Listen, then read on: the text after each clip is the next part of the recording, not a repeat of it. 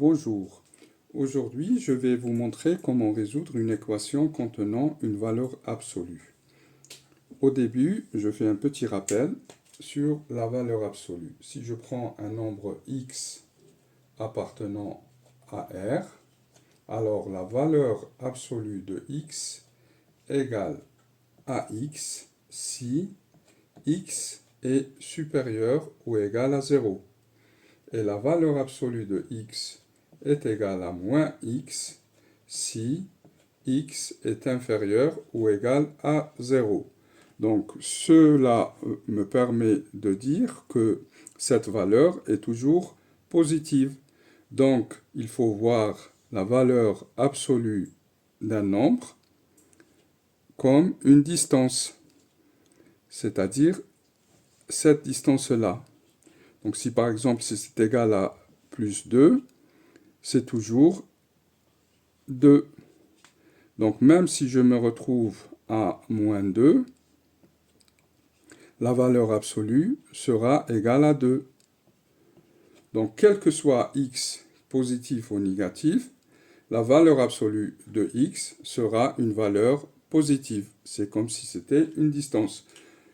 Maintenant, on aborde les équations. Donc pour résoudre une équation qui contient une valeur absolue, il faut absolument enlever la valeur absolue de cette équation. Donc, première étape pour résoudre,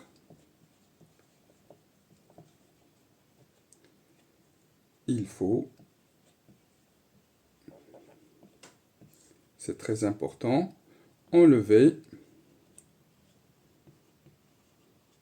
la valeur absolue.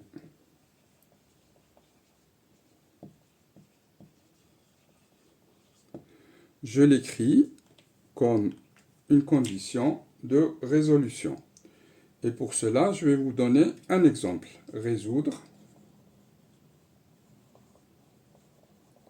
dans R l'équation 2x, la valeur absolue de 2x moins 1 égale à 5. Alors, comment procéder? Premièrement, cette valeur absolue s'écrit de deux manières différentes. Alors, ce qu'il y a à l'intérieur, comme tout à l'heure la valeur absolue de x, alors si 2x moins 1 est supérieur ou égal à 0, on aura la valeur absolue de 2x moins 1 égale 2x moins 1. Je ne change pas le signe. Mais si 2x moins 1 est inférieur à 0, alors la valeur absolue de 2x moins 1 va s'écrire autrement, moins 2x moins 1, c'est-à-dire moins 2x plus 1. Donc là, je vais avoir deux équations à résoudre. Donc, ça sera si.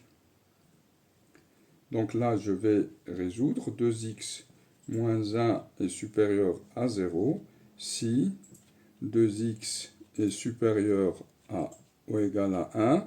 Donc, x est supérieur ou égal à 1 demi. Donc, je vais avoir deux étapes ou deux manières de trouver les solutions de cette équation et qui va me conduire à deux solutions différentes. La première,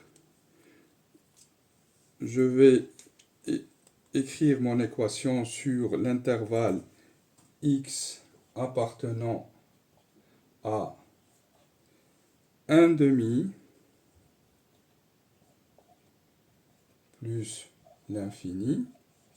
L'équation va s'écrire 2x moins 1 égale à 5. Donc c'est très simple. Je rajoute plus 1 des deux côtés, donc ça fera ici plus 1, et là ça fera plus 1.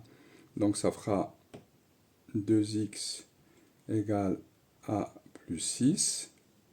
Donc x, je divise maintenant par 2 pour trouver x, les deux membres. Et j'ai x égale à 3. Donc ça, c'est la solution qui correspond à cet intervalle. Je sépare. Et je vais voir que lorsque x appartient à l'autre moitié de mon intervalle, donc là j'ai 0, 1 demi, j'ai cet intervalle-là, j'ai trouvé ma solution. Maintenant, je vais chercher de ce côté-là. Alors, comment on va s'écrire mon équation? Si x appartient à moins l'infini plus 1 demi. Comment elle va s'écrire? Elle va s'écrire autrement. Elle va s'écrire moins 2x plus 1 égale à 5. Là, je vais retrancher moins 1 de chaque côté. Donc, ça va me donner moins 2x égale à 4. Je divise maintenant par moins 2 des deux côtés. Et j'ai x égale à moins 2. Donc ça, c'est ma deuxième solution. Donc la solution de cette équation n'est pas une seule, mais deux. Donc j'ai deux solutions pour mon équation. Pourquoi? Parce que la valeur absolue s'écrit de manière différente selon ma position. Et je vais écrire que S, l'ensemble des solutions de mon équation, valeur absolue de 2x moins 1 égale à 5, s'écrit valeur absolue de 2x moins 1 égale à 5, a pour solution S égale moins 2 et 3. Cependant, pour vérifier, il faut revoir comment s'écrit l'équation sur chaque intervalle. Donc, celle-là, c'est sur moins l'infini